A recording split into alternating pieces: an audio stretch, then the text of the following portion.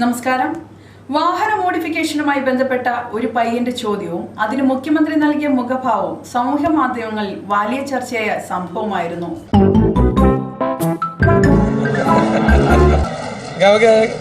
പറഞ്ഞിട്ടുണ്ടെങ്കിൽ അത് പറഞ്ഞിട്ടുണ്ടല്ലോ,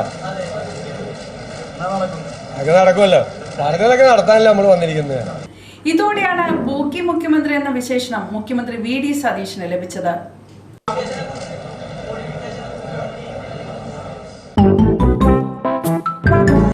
കേരളത്തിൽ വാഹനപ്രേമികൾക്കും ജെൻസികൾക്കും ഏറെ ആശ്വാസം നൽകിക്കൊണ്ട് അപകടകരമല്ലാത്ത 18 തരം വാഹന മോഡിഫിക്കേഷനുകൾക്ക് അനുമതി നൽകുവാൻ ശുപാർശ ചെയ്ത് MPD റിപ്പോർട്ട് സമർപ്പിച്ചു. തിരഞ്ഞെടുപ്പ് കാലത്ത് UDF മുന്നോട്ട് വെച്ച പ്രധാന വാഗ്ദാനങ്ങളിലൊന്നാണ് ഇതോടെ യാഥാർത്ഥ്യത്തിലേക്ക് അടുക്കുന്നത്. അപകടകരമല്ലാത്ത രീതിയിൽ വണ്ടിയിൽ നടത്തുന്ന മോഡിഫിക്കേഷൻസ് അതൊരു തെറ്റല്ല. അപകടകരമായ രീതിയിൽ വെക്കുമ്പോൾ മാത്രമാണ് അതൊരു തെറ്റാണ്. അപകടകരമായ രീതിയിൽ വെക്കാൻ സമ്മതിക്കില്ല. അല്ലാതെ നടത്തുന്ന മോഡിഫിക്കേഷൻ നടത്തട്ടെ. ചെറുപ്പക്കാർക്കൊക്കെ അത് വലിയ ആഗ്രഹങ്ങളല്ലേ. മുഖ്യമന്ത്രി വി.ഡി. സതീശൻ നൽകിയ ഉറപ്പിന്റെ പശ്ചാത്തലത്തിൽ സ്റ്റേറ്റ് ട്രാൻസ്പോർട്ട് കമ്മീഷനാണ് റിപ്പോർട്ട് തയ്യാറാക്കിയത്. മുൻകൂർ അനുമതിയില്ലാതെ ചെയ്യാവുന്ന മാറ്റങ്ങൾ ഏതൊക്കെയാണെന്ന് നോക്കാം. മാന്യമായ രീതിയിലുള്ള ബോഡി സ്റ്റിക്കറുകൾ ഒട്ടിക്കാം. Multi colour ambience interior lighting, നിയമാനുസൃതമായ അധിക ലൈറ്റുകൾ എന്നിവ അനുവദിക്കും.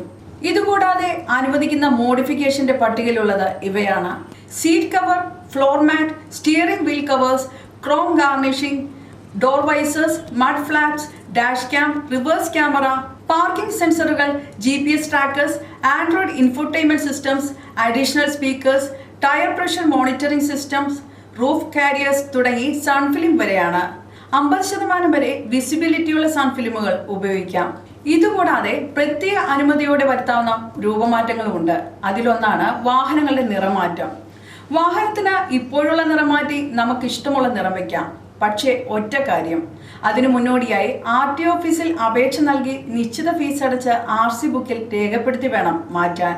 എൻജിൻ മാറ്റം, വാഹനത്തിന്റെ ബോഡിയുടെ രൂപമാറ്റം, വാഹനം ഇലക്ട്രിക്കൽ ആക്കുക, LPG അല്ലെങ്കിൽ CNG കിറ്റുകൾ സ്ഥാപിക്കുക, ഷാസി ഫ്രെയിം മാറ്റുക എന്നിവയൊക്കെ അനുമതിയോടെ ചെയ്യാവുന്ന മാറ്റങ്ങളുടെ ഗണത്തിൽ വരും. റിപ്പോർട്ടിൽ പറയുന്ന 18 ഇനങ്ങളിൽ പലതും നിലവിൽ തന്നെ സാധാരണയായി ചെയ്തു വരുന്ന കാര്യങ്ങളാണെന്നും ഇതിൽ പുതുമയില്ലെന്നുമാണ് ഒരു വിഭാഗം വാഹനപ്രേമികളുടെ വിമർശനം. കേന്ദ്ര മോട്ടോർ വാഹനത്തിലെ കർശന വ്യവസ്ഥകൾ നിലനിൽക്കുന്നതിനാൽ സൈലൻസർ മാറ്റം പോലുള്ള വലിയ പെർഫോമൻസ് മോഡിഫിക്കേഷനുകൾക്ക് ഇപ്പോഴും അനുമതിയില്ല. ഏതായാലും പ്രതീക്ഷയോടെ കാത്തിരിക്കുകയാണ് വാഹനപ്രേമികൾ. മറ്റൊരു വാർത്തയുമായി വീണ്ടും കാണാം. കൂടുതൽ വാർത്തകൾ അറിയാൻ പേജ് ഫോളോ ചെയ്യുക.